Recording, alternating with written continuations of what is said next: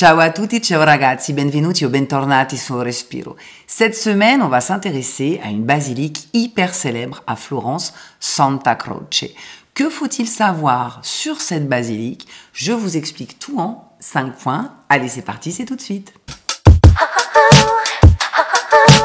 Numéro 1, son histoire. La chose la plus importante à savoir sur Santa Croce, c'est qu'elle est étroitement liée à l'ordre des franciscains. Les franciscains, ordre fondé par saint François d'Assise, s'installent à Florence dès 1218. C'est un ordre prêcheur, c'est-à-dire qu'il doit répandre les évangiles, mais c'est aussi un ordre mendiant. Il doit vivre d'aumône. Donc il va s'implanter dans les villes où il va trouver un auditoire important. En 1218, les franciscains construisent une première église dédiée à la Sainte Croix. Sainte Croix, Santa Croce.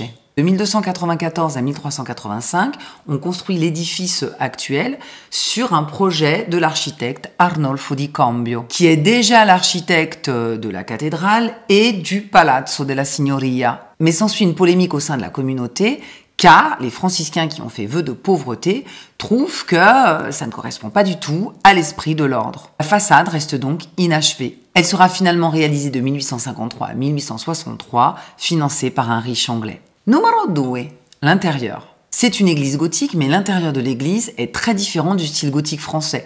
On n'a pas de plafond voûté, mais on a une charpente apparente, ce qui fait qu'on a une impression d'horizontalité beaucoup plus que de verticalité. Numéro 3, le Panthéon florentin. Santa Croce renferme plus de 300 tombes. On peut dénombrer sur les pierres tombales des dates comprises entre le 14e et le 19e. De nombreuses dalles sont enterrées sous des dalles plus ou moins sculptées. Et certains personnages sont officiellement honorés par la ville de Florence qui leur dresse des tombeaux grandioses. La tombe la plus célèbre est celle de Michelangelo. Il avait prévu de placer sur le tombeau une de ses sculptures, mais le travail a été réalisé par Vasari et ses disciples. Une autre tombe célèbre, c'est la tombe de Galileo Galilei. Quand vous rentrez sur la nef, c'est sur la gauche, avec son buste sculpté par Gerolamo Ticciati et les statues représentant l'astronomie et la géométrie. Comme Galilée avait été condamné par l'Église pour ses théories qui mettaient en cause les Saintes Écritures, il n'a pas eu le droit d'être enterré dans l'Église. On l'enterre secrètement en 1642 dans une chapelle des Médicis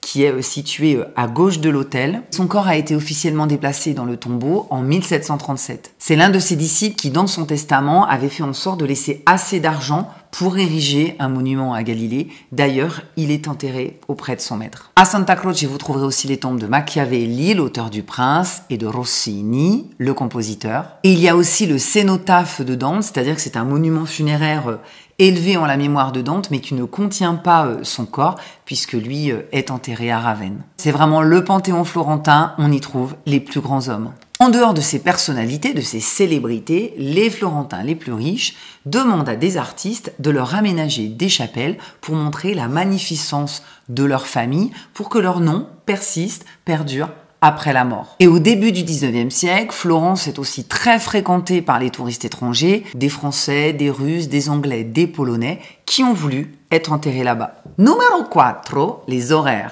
Vous pouvez visiter Santa Croce du lundi au samedi de 9h30 à 17h30.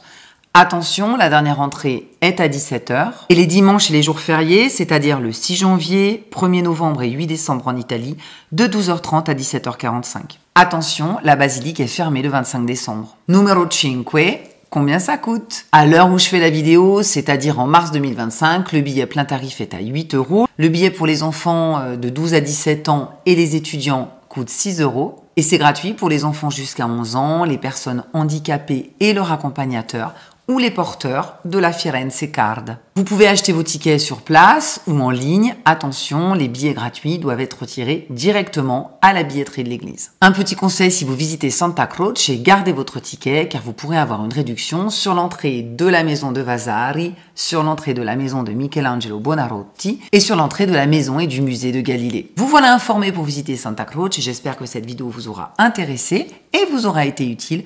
Moi, je vous fais de gros bisous. Et je vous dis à bientôt pour un nouveau Respiro. Ciao, ciao!